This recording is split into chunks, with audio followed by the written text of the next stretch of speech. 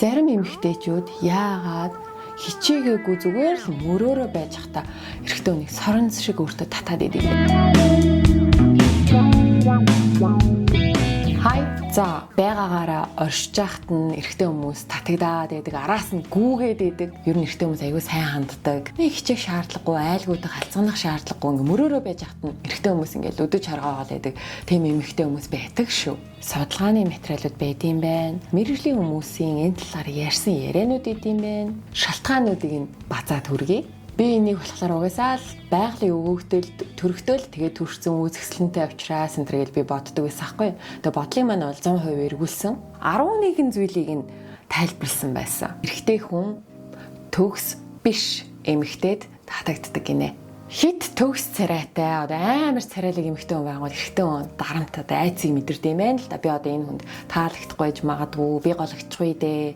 Надаас хатан зөндөө өрсөлдөгч байгаа да ч гэдэг юм ингээл айгүй олон юм боддог гинэ. Тэр нь дарамттай байд юм байна. Харин эсэргээрээ дундаж царайтай эмэгтэй хүн нэмдэг нь өөртөө 100% итгэлтэй, тийм байгаа байдал хандлагатай эмэгтэй хүн эрчүүдэд одоо алдчихгүй, гологдчихгүй гэсэн айдас аюул бага.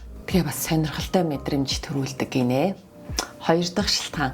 Зарим эмэгтэй хүмүүс өөрийгөө байгаагаасаа илүүгээр үзэсгэлэнтэй, өөрийгөө сайхан гэж итгэж үнэмшүүлж өөрийгөө хүлээн зөвшөөрүүлж чаддаг юм эмэгтэйчүүд бас байд юм байна. Нэг halo effect гэж яригадаад идэв штэ. Зарим эмэгтэй хүмүүс өөрийгөө байгаагаасаа илүүгээр үзэсгэлэнтэй, өөрийгөө сайхан гэж итгэж тэрнийгээ ингээд үйлдэлээрээ үгээрээ илэрхийлж гаргадаг өөртөө ингээд итгэлтэй байд юм байна л да. Тэрийг нь ирч баймжээ ингээд хажуудах хүмүүс нь ингээд авахтаа мэдрэхтэй нэрээ яг бодит байгаагаас нь илүүгээр үнэлэх, илүү үзэсгэлэнтэй гэж харах ийм боломжтой гэдэм байна. За энийг бүр батлах зүйл нь 3 дахь шалтгаан. Одоо нийт эмэгтэй хүний сэтгэл татам байдлын 100% байлаа гэж бодоход тэрний 70% нь тэр эмэгтэйгийн биеийн хилэмж нэмдэг нь биеэс нь ялгарч биологийн үнэр нь гэдэг юм байна. Эмэгтэй хүний үнэр. Тэгэхээр энэ хоёр зүйл өөрөө 70% нь гэдэг гэхээр амар өндөр үзүүлэлттэй байгаа. Тэгэхээр энэ 3 шалтгааны улмаас эрэгтэй хүн төгс биш эмэгтэйд илүү их татагддаг гинэ. За тэг үүн дээр нэмдэг нь өөрийнхөө амьдралд дурлсан байгаа эмэгтэй хүнд ирчүүд өөрийн мэдлгүй татагддаг юм байна.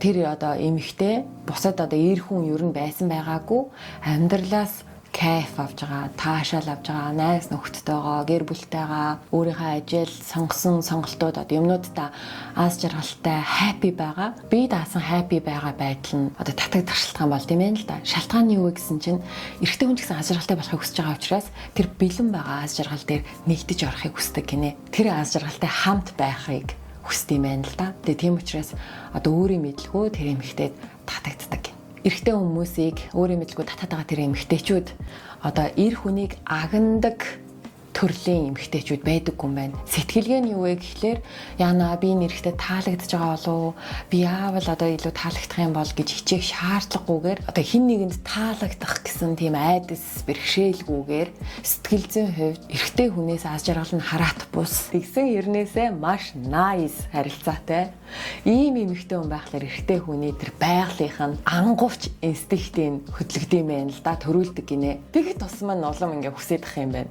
Тэгээд тэр эмэгтэй араас илүү гүйдэг шалтгаан бас болдог гинэ. Дашрамд 9 бүлэгтээ хосуудын амьдралыг харуулсан бүр тэр тусмаа хосуудын дотн харилцаа буюу секс коучинг зөвлөмжтэй ийм эротик зохиол хосын жоор нэмэх 21 насанд хүрэхчдийн ном маань сонсдог аудио хэлбэрээр бэлэмэлсэн байгаа. Бити гайхаарэ би уншиж байгаа шүү. Зөвхөн насанд хүрэхчтэй шүү. Би доор комментээр линкийг тавьчих. Сонирхоод үзээрэй. Дараагийн шинж нь маш сайн сонсогч байд юм байна. Эрэгтэй хүнийг маш сайн сонсдог. Тэгээ сонсож явах явцдаа хүндлээд маш сайн ойлгоод сонсоод байгаа байдал нь эрэгтэй хүнд аюу таатай мэдрэмж өгдөг юм байна л да. Одоо бараг л өөрийгөө ертөнцийн төв юм шиг мэдрээл те. Өөрийгөө мундаглаг, сонирхолтой, би илүү ухаалаг юм байна. Тийм учраас намайг сонсоод байна. Одоо өөрийгөө их онцгой хүнээр л мэдэрдэг юм шиг байна. Тэгээ тийм учраас тэр мэдрэмжийг авчихсан учраас тэр эмэгтэй сонсцсон учраас дахин араас нь гүгээд идэм байна. За дараагийн шинж нь болохоор амар сонирхолтой хошин хөнгөн зантай эмэгтэй хүн гэх юм уу?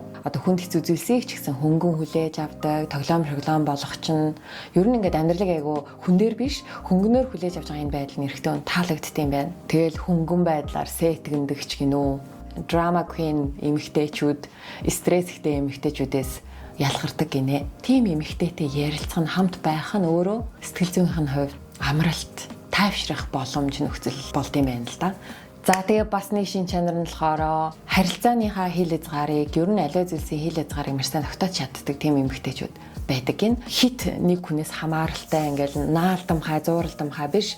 За өнөөдөр би бол чамтай уулзч амжихгүй. За би ажилтаа завгүй ч гэдэм үү ингээд юм хязгаар тавьж өгөөд байгаа байдал нь эрэгтэй хүнд улам сонирхлыг нүдэд юм байна л да. Амархан олдоод амархан эр хүнийх болчих тийм эмэгтэй хүн бол биш юм байна. Энэ эмэгтэй бол ховор нандин эмэгтэй хүн байна. Түүнийг л би өөрийн болгож авд суух хэрэгтэй. Эсвэл би түүнтэй л хамт байх хэрэгтэй.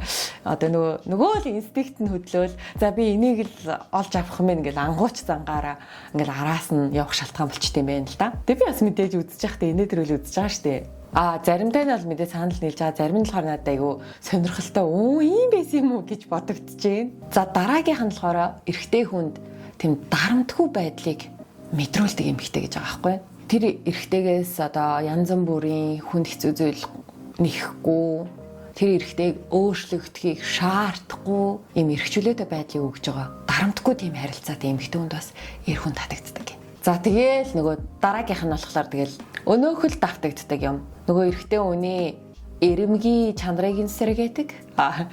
Нөгөө эр хүн гэдгийг л бас мэдрүүлдэг, магтдаг, урамшуулдаг, дэмждэг. Тим харилцаа хандлагатай эмэгтэй хүн бас одоо татдаг гинэ. Бүх л судалгаан дээр нь гарсан юм байд юм. Тэгээд энэ бол одоо маргаршгүй үнэ юм шүү аа. Бүх л судлаачид, бүх л мэргэжлийн улсууд бол энийг л дандаа ярьдсан билээ. Тэрийг нэмэгтэйчүүд бид нэр одоо хангалттай хийдэггүй юм шүү аа. Тийм учраас энийг ахин дахин л ярьдаг л ахaltaа бүх цаг үед.